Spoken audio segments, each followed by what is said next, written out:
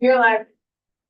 This is a conference committee on the T-bill, and we are continuing our work, and it looks like we're getting really close. So we pretty much have maybe three small areas left.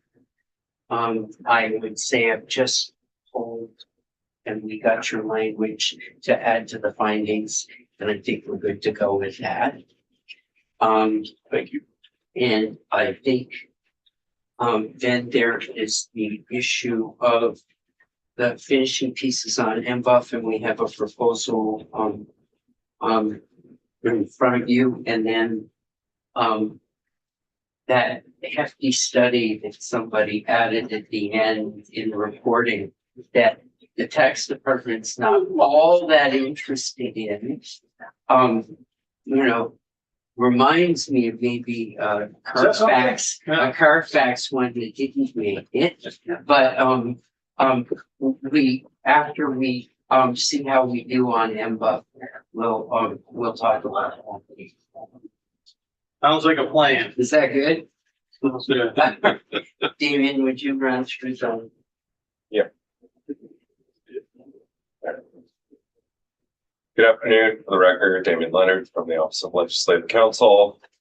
So the Senate proposal, the changes here, I have pulled it up on the screen.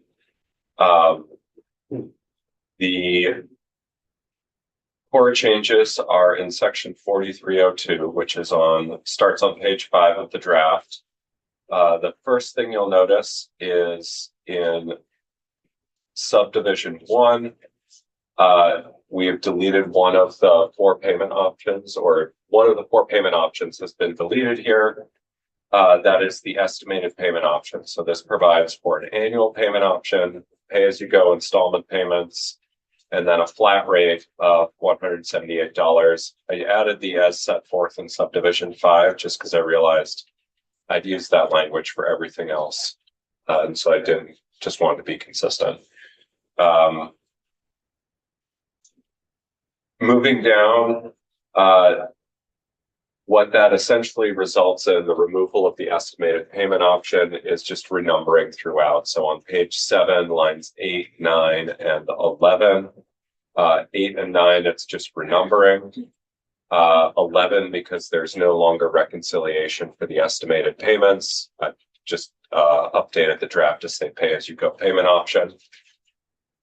Page 8, the flat rate payment option was on line 6, the numbering was changed. And then on line 8, this is a substantive change here. In discussions with the Senate this morning, the original proposal had been that the flat rate would be due at the, and it should, I'm sorry, there's a typo here. So it should say an assessment for the flat fee at the beginning of each mileage reporting period, and then shall remit the amount due on or before the sooner of the next required registration, termination of registration, or the sale or termination of the lease. So assuming the parties move forward with this language, I would delete the word due in line 8 just to make that clear. That's a carryover from when the payment was due at the end of the period. Apologize for missing that.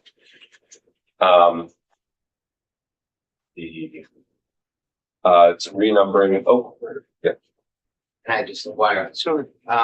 And so the flat rate fee, you have to choose that at the beginning of the period. Yeah, so essentially you choose your payment option. There's pay as you go, so you'll make payments throughout. There's flat rates, you pay at the beginning. And then at the end, or the other option is the annual payment, where at the end, after your second inspection, you get a bill for the amount due. And just tell them what's eliminated. Oh, what's that? What's eliminated? Oh, the eliminated one is the estimated payments, which you would also opt into at the beginning and then make an estimated payment either monthly or quarterly throughout the year. All right. Renumbering on page 9, same on lines 15 and 16 there.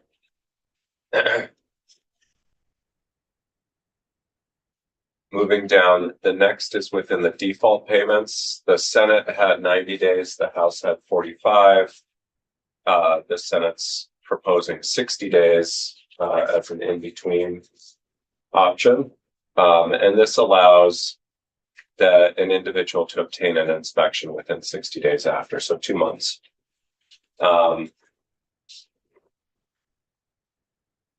And then the remaining changes are in the initial transition.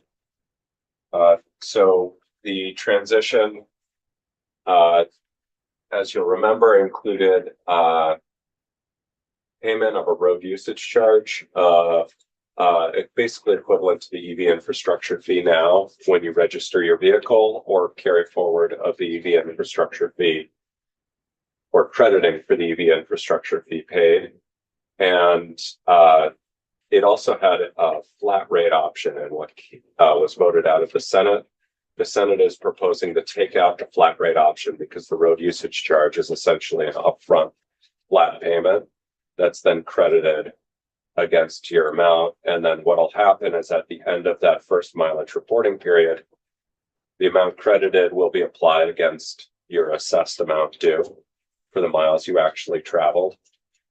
And that'll also let folks see how the system would work. And then they can make a choice at that point about whether they want to do pay-as-you-go annual payment or just keep doing a flat rate.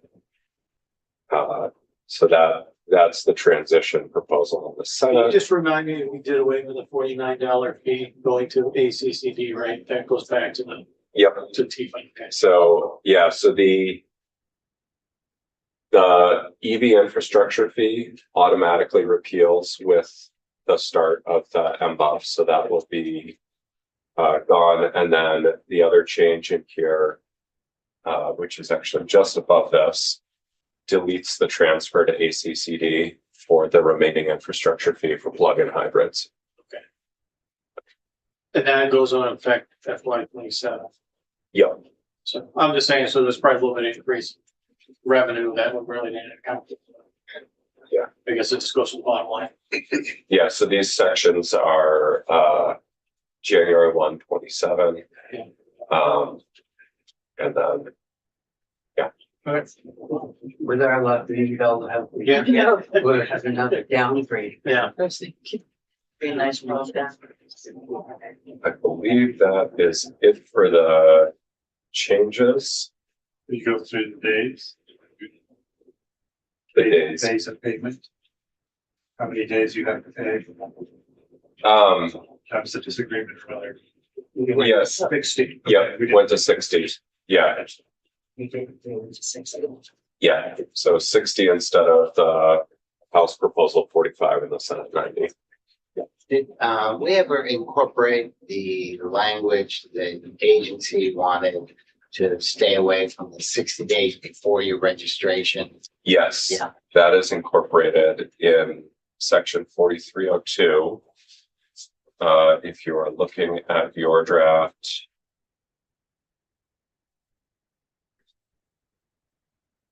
All right, I mean, we don't, Yeah. I just wanted to make sure we address that. There's a lot here. That is incorporated on very top of page 9, subdivision 6. So payment dates for mileage reporting periods ending within 60 days of registration renewal. The other thing that occurs, I haven't walked through in the conference committee, the changes that the Senate proposed around the wording of the transition plan report. Do you want me to walk through that too? The focus on plug-in hybrids. So I was thinking that we had agreed to that. yeah, we discussed that. I just figured I'd check. So yeah, so that's all incorporated in the transition plan report. So okay. How are you with this? Yeah, no, I think it all looks. Good. I was just saying, if I'm gonna say bad, I'll say bad. They told me that I like it. Is that what you're looking for? I'm just wondering. You know, the amazing amount of people say you should just go with the Senate version, you know, I hear my colleagues are comfortable with that, but we changed my understanding.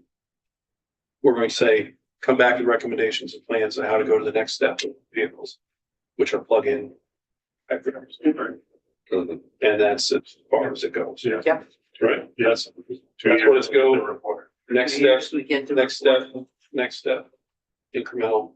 And it does keep, the contractor, it gives them, comfort that, we're asking for a plan. And it doesn't ask for a plan on other internal combustion engines.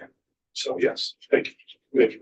We are on board with that piece. So you're on board with this? Well, I think we're, under the white smoke and now we can let it go bring some. I would say at that point, we'll, agree to your study I do have a question. or your report.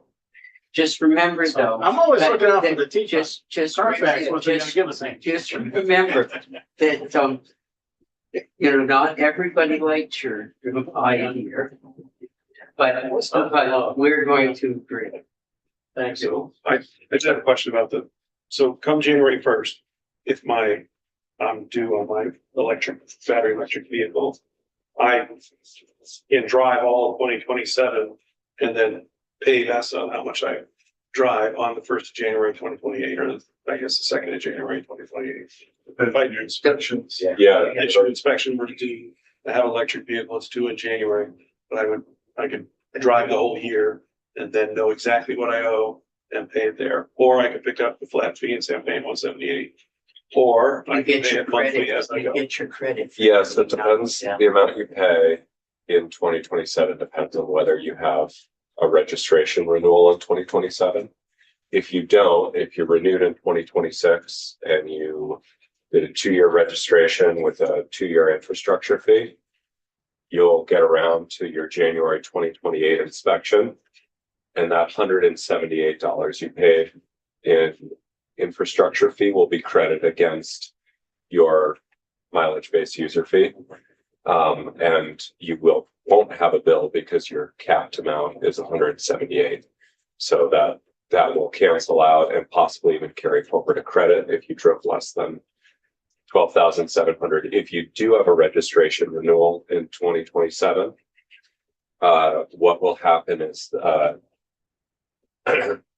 you'll pay a road usage charge at that point that then gets credited against your first mileage-based user fee. So EV owners will have the same charges they've been expecting and experiencing now at registration renewal as they transition into this. And then they'll be on to the MBUF fully after the end of that first mileage reporting period. Whatever they pay in that road usage charge will just be credited against it. And they'll carry forward from there with no more new charges assessed at registration, although they will have to pay their MBUF by registration. They can pay it up to the date of registration renewal. They can also pay early if they would like to. So, yeah. So with that, I think we've agreed on everything. Yeah. Except, at this point, we can't be final until your conference Yes. approves the numbers in the budget. If we could get a clean copy of all of this and get it to everybody on the committee. We can break, I don't know, like 5 minutes to go. Yeah. Do what we need to do. Yeah, and, Or whatever time. so I was gonna say that when is do we have a meeting at 3? 1:15 and then possibly 3:30, but I have some information to share with you later. Is it good news or bad news? Depends on your perspective. Should I, schedule a time where we might agree to sign? Yeah, I mean, we might be able to do it. I don't know if the 1:15 meeting is gonna happen. So that, so the 3 So, but 4 o'clock, Yeah. Yes, I think we could meet at 4 o'clock, but we might be able to meet sooner if people don't want to. well, I want, Yeah, I want some agreement on the, at that, in the big bill. Okay. And that, I don't think we should, But she wants agreement on this before she. That's what I'm saying, we can go tell her. Okay.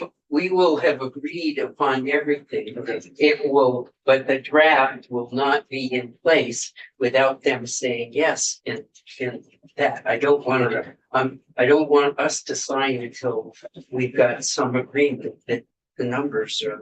Yeah.